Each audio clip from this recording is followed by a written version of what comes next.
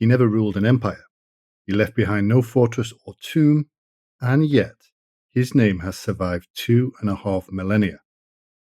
From ancient generals to modern CEOs, from battlefield command posts to boardrooms, his lessons endure.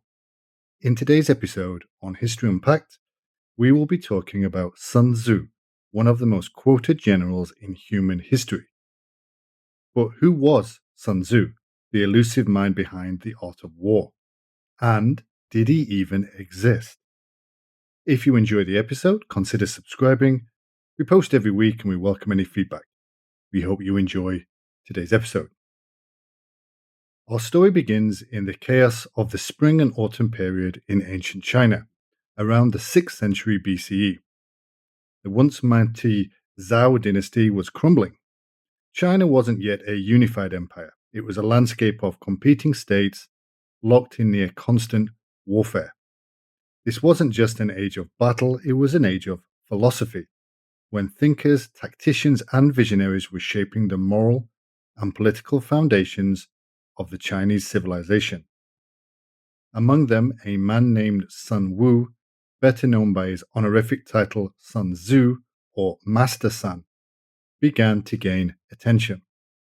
But here's where history turns a little foggy.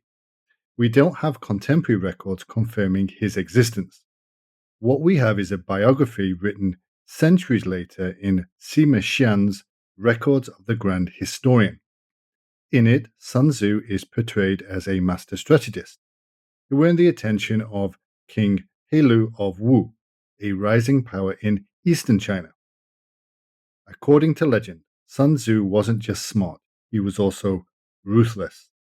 But was he a historical figure, or a name attached to a growing body of military philosophy? The line between myth and man blurs almost immediately. One of the earliest and most shocking tales about Sun Tzu is his so-called proof of concept. When summoned by King Heilu to demonstrate his military training methods, Sun Tzu asked for 180 of the king's concubines. The king obliged, perhaps expecting a harmless spectacle. Sun Tzu split them into two companies and appointed the king's favorites as officers. He issued clear instructions: left, right, about face, laughter. He repeated the orders: more laughter. Then came the execution. Without hesitation, Sun Tzu had both commanders beheaded for failing to enforce discipline. The king was horrified, but Sun Tzu, unwavering, replied that once orders are clear, failure lies not in the general, but in the officers. He reminded the king that discipline must outweigh favoritism. On the battlefield, there is no room for emotion. It was a brutal lesson, but it worked. The remaining women followed commands perfectly. Was the story true? Historians debate it, but the lesson was unmistakable. Sun Tzu's loyalty was to order, not to power, and that made him both dangerous and indispensable. Now promoted to general, Sun Tzu helped turn the underdog kingdom of Wu into a military force to be reckoned with. His crowning achievement came at the Battle of Boju in 506 BCE, when Wu launched an ambitious invasion of its much larger rival, Chu. Outnumbered and facing better equipped forces, Sun Tzu used every tool at his disposal: psychological warfare, misdirection, night raids, and terrain manipulation. He divided his forces, feigned retreats, lured enemies into traps, and attacked at moments of maximum vulnerability. Wu's forces crushed Chu's armies. The capital, Ying, fell. Chu's king fled into exile. But what's most telling is how little we know of Sun Tzu's own presence on the battlefield.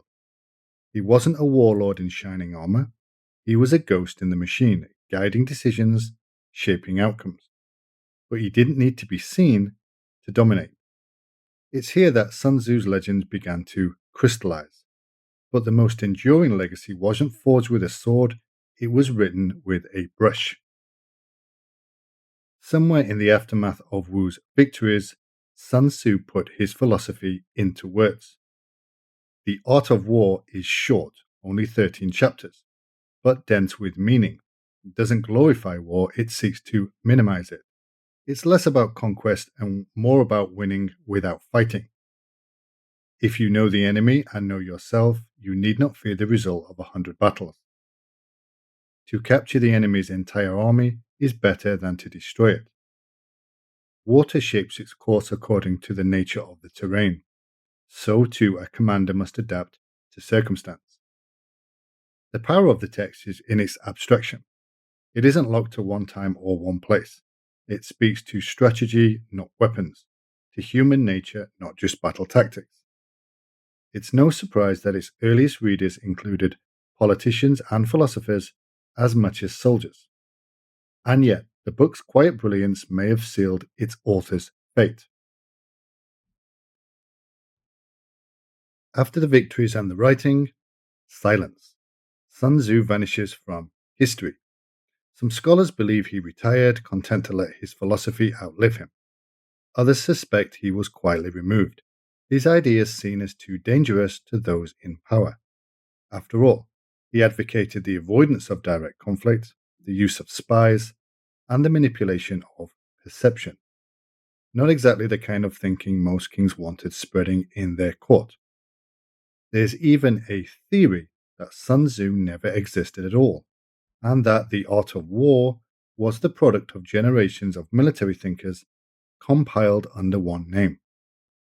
But regardless of who wrote it, the text endured. It became required reading in Chinese military academies and was eventually absorbed into Confucian, Taoist, and even legalist thought. The seeds were sown for a far reaching influence that would jump continents and centuries. By the 8th century, Sun Tzu's work had reached Japan. There it influenced samurai culture, shaping the minds of generals during Japan's feudal wars. The great 16th century daimyo Takeda Shingen is said to have studied the text extensively, using its principles to dominate rival clans.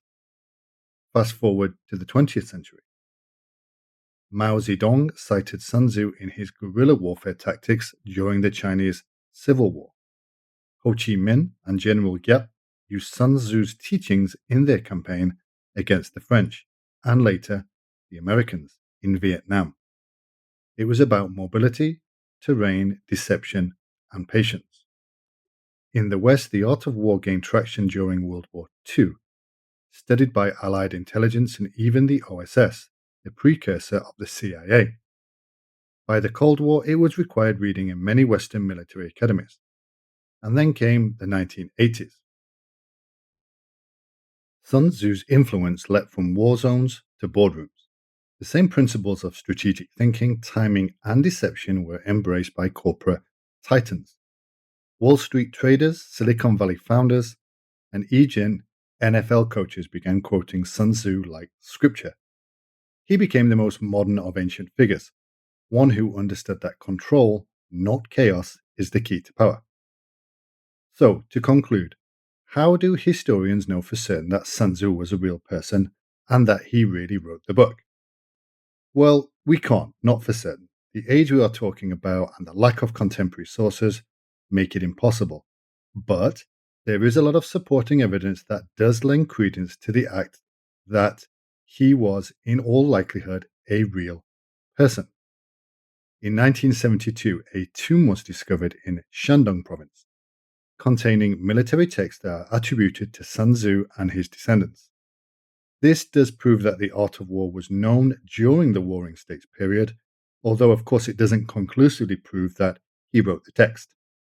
Historians have analysed the writing of the art of war, and it does match the military and political history from that time.